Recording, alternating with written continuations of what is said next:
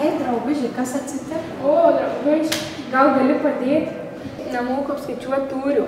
Tai labai paprasta, tiesiog reikia apskaičiuoti aukštį, ilgį ir plotį. 21. 21. 14. 14. 13. 13.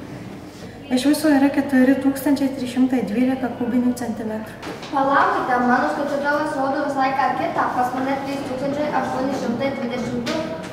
Atsiprašau, turbūt paspaudžiau ne tuos mygtukus. Ačiū. Supratau.